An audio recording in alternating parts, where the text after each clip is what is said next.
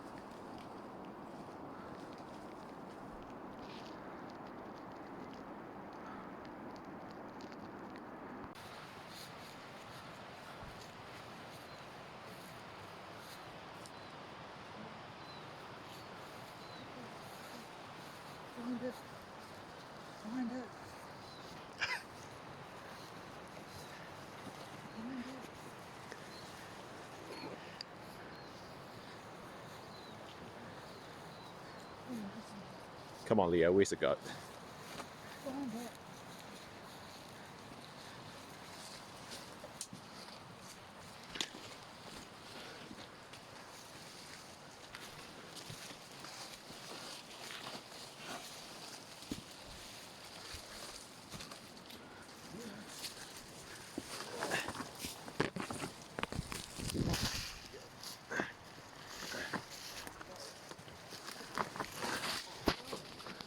Did he? Did he actually find it? Did you find it? You're a good boy. You're a good boy. Come on, let's go. What a cat, what a natural. Oh mate, you can smell that goat.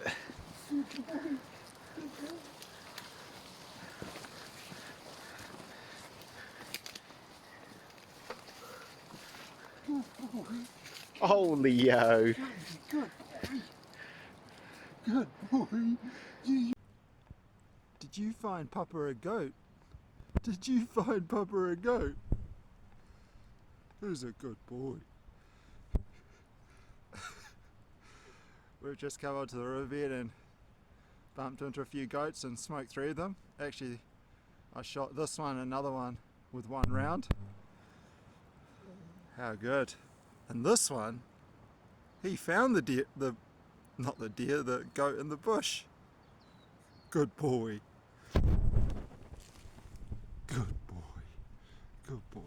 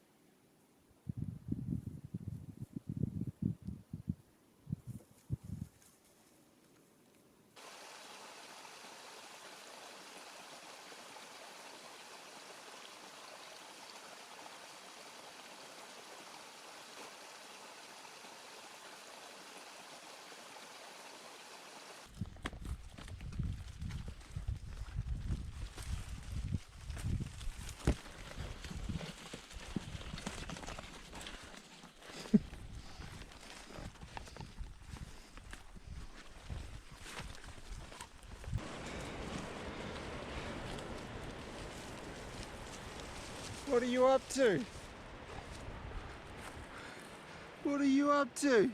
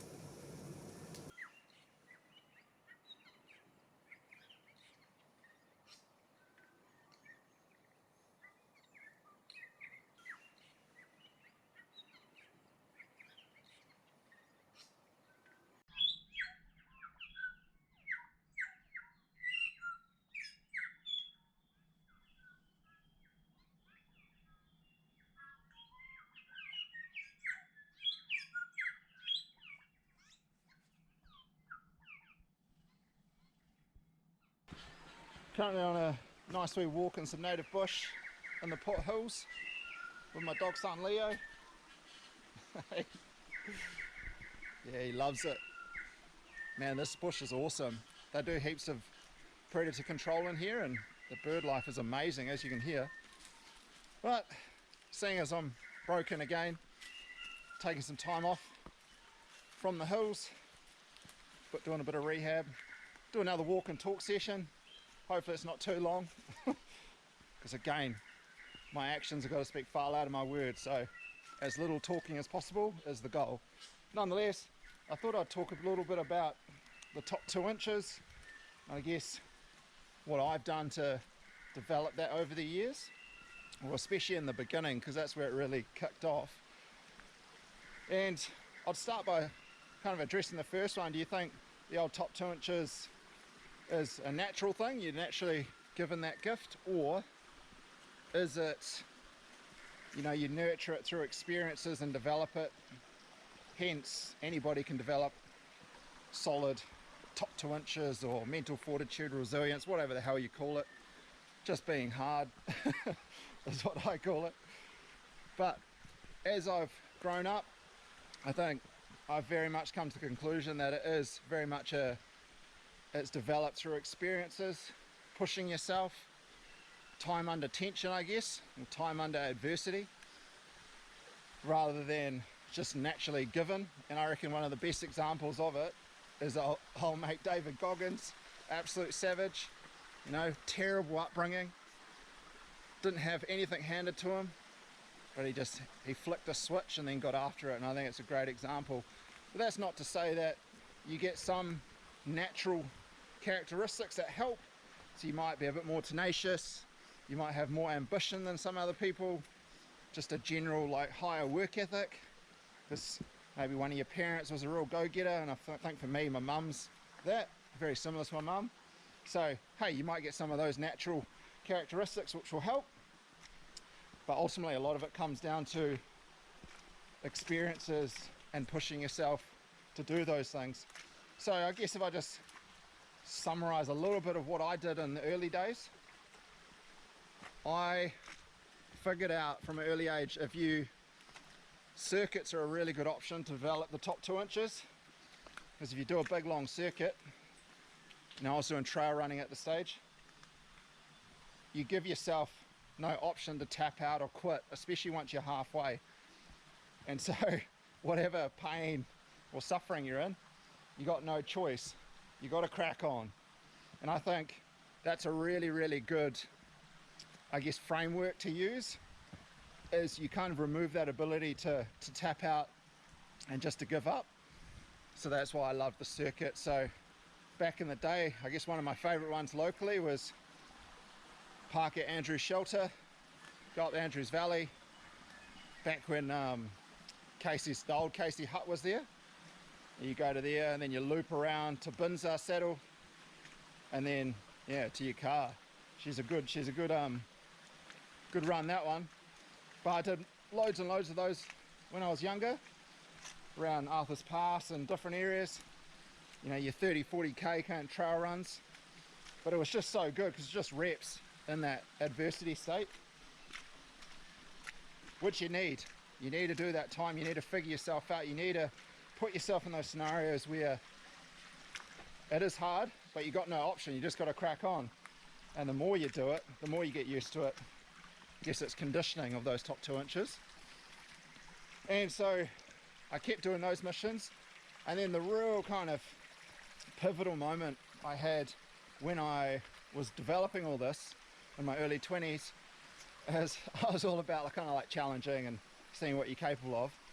And then I went down to Te Anau, and this is back when I was a bit of a broke individual.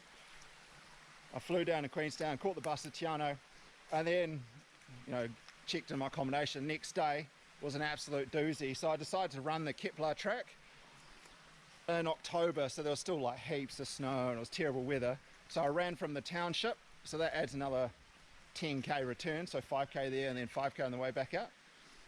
And my goodness, that was proper character building. So out the back, went up to Luxmore, jogging up, and then got out the back of Luxmore, and normally you can see some Waratahs with some orange markers on them, and they were completely covered by the snow, and there's real avalanche danger out the back. So I had to navigate all that, so it was pretty slow. Terrible classic fuel and weather, it was terrible. And then got down off the tops, I think it's called the Iris Burn. Anyway, from there you pretty much got like a marathon to run out. You just got to put your head down and get it done. Anyway, fast forward a few hours, I got probably, it was the last 5k, and then I got to about 67k, so only 3k to go. And literally, no matter how much my mind urged my body to keep pushing, I couldn't crack on anymore. I literally had to walk. I couldn't jog, I couldn't kind of shuffle, nothing. Completely gave out. But what was amazing with that, I found the limit of my mind is far stronger than my body. And then once I realized that, my goodness, yeah, I just elevated, kept going up levels and levels and levels in terms of that top 2 inches from that moment.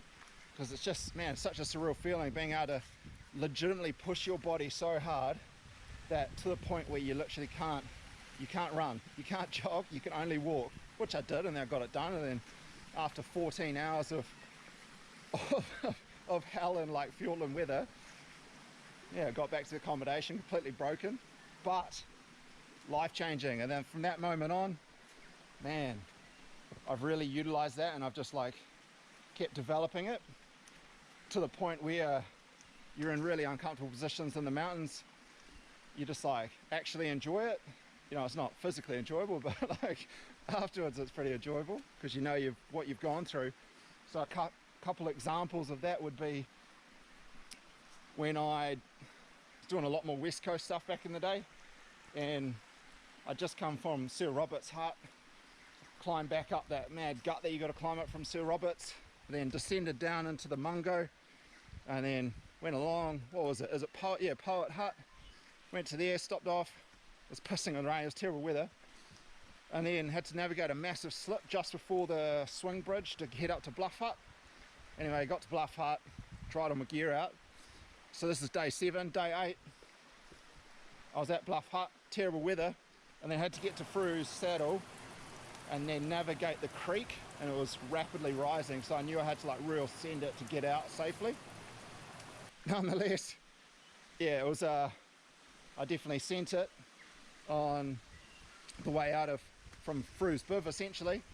Got down to Rapid Creek Hut, oh not Rapid Creek, Fru's Hut, stopped off for a little bit there, got to Rapid Creek, and I was absolutely buggered. I was spent. I gave it everything to get to that point, and then I looked at the hut door and it had a few people in it, so I had that like the crossroads. It was like, do you just grab a bunk, crash out, or do you crack on and keep developing that top 2 inches? I chose to crack on, and my goodness, I've never been in so much pain during that one. So normally Rapid Creek takes me about sub 2 hours. So this occasion, I was at the 9-hour mark of like constantly going, and so Rapid Creek to the car park took 5 hours, and I was doing like initially 10 minutes on, 5 minutes off, almost vomiting and passing out every time, and then it went to 5 minutes and like 5 minutes, and I was just absolutely spent, and it was like every interval I was just on the verge of passing out and throwing up. Classic. And if you know that area, there's like one little hill just before the car park. Give you an indication how stuffed it was. That took me about 10 intervals to get up there, just absolutely grinding. Then I got to the car park and I did a wee vlog. It's actually in one of my previous films. I think it's called The Adventure Spirit. You'll find it there. I'm like in the car park, got the head torch on me. I've never been so buggered in my life. I had to sit in the truck for 40 minutes to regain like physical and cognitive coherence. It was so good. Oh, I love it. Such a good memory. So that's one. And then, you know, you do that, you keep leveling up. And then recently, last couple of years, I was in Wapiti country. I was at the head of the, I guess you'd call it the true left branch of the Wapiti River. And I decided to climb up and over across into the true right branch of the Wapiti River. As I was climbing up, the weather completely switched. I got stitched up. It was like snow, sleet, rain, high winds. And also before I went up, my tent broke. So then I was up there just getting absolutely destroyed by the weather. And then trying to find like dry ground was almost impossible. So I managed to find something, but it was exposed to the wind. And then the bloody snow set in hard overnight. So fully soaked from the day before. Set up your shelter, just no sleep whatsoever, cold as anything. And then the next day I had to pop on all my my wet gear and then navigate my way off the tops. And this story I actually talk about in one of my previous films, where I went for a bit of a swim and to get around this tarn. Now probably when there's no snow you could navigate that tarn relatively easily, but for me there wasn't that option. So I went for a swim, full soak, jackhammering. But nonetheless, that whole ordeal was probably like the worst 24 hours I've ever spent in the hills. Absolute character building stuff. But laughed about it afterwards, cracked on. And it kind of brings me on to a little point around the top 2 inches. As you get to a level where you've done all this hard stuff and you soon realize that if you stop, you're in big trouble. If you keep going, you'll be safe. Get home safe and sound, no issue. So you've only got one option: crack on and just try to enjoy it as much as you can, whether that be afterwards. So those are just a couple stories. Got plenty more, and I've just kept doing them, and it's all pretty normal for me.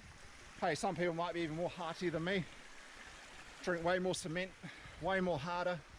Hey, full respect.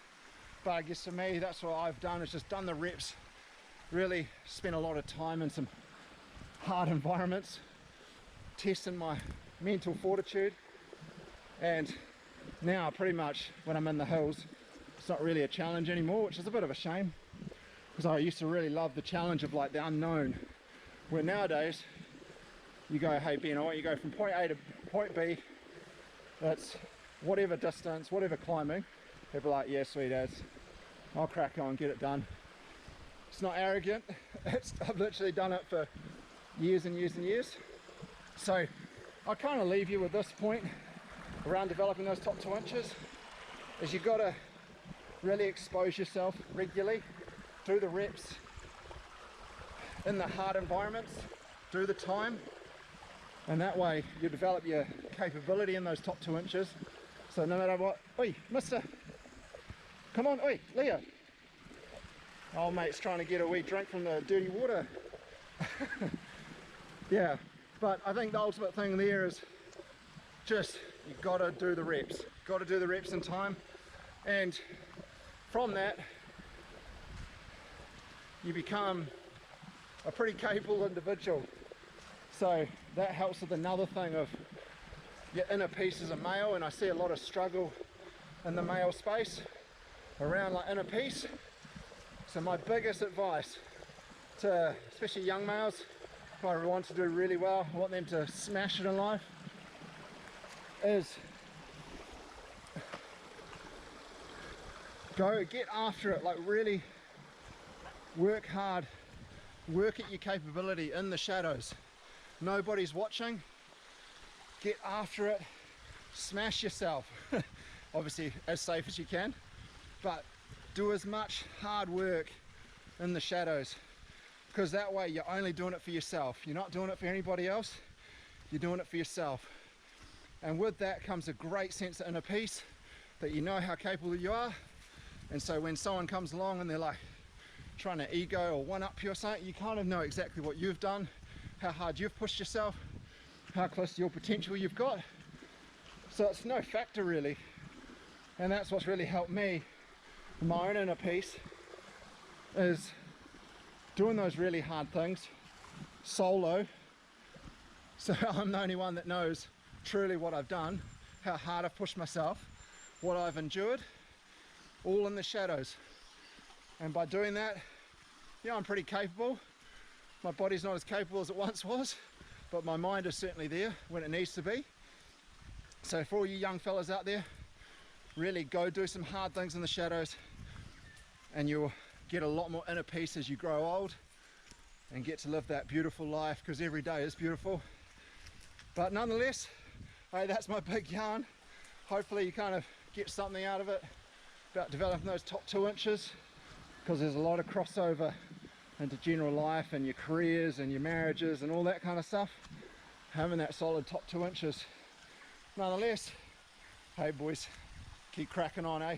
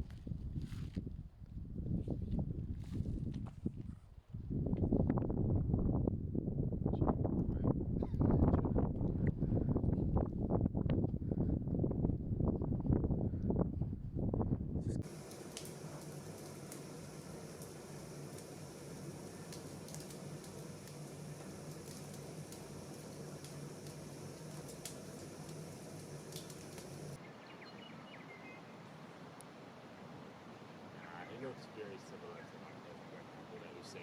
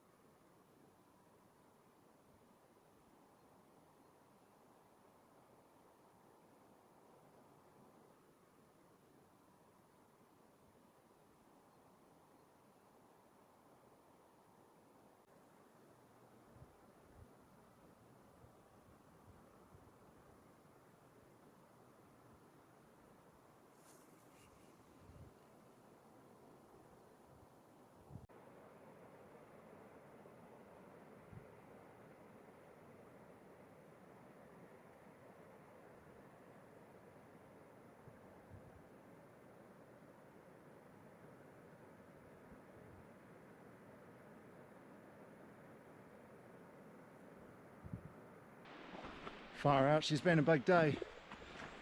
14 hours on the trot. Still got probably a good 45 minutes to go. Been a good day out actually. Quite interesting. It's a real popular spot near the car park. There's a couple of features that everyone hunts around. You know, there's almost next to no animals around there. So I've gone just like some ridge lines over and seen bloody heaps of deer. Seen close to 25 deer, a couple of sham. Almost got myself a nice yearling if the wind didn't stitch me up. No, but it was freaking awesome. Great day out. Just goes to show, if you just go a little bit further, then you will uncover a lot more animals. But man, still trying to keep the knife sharp.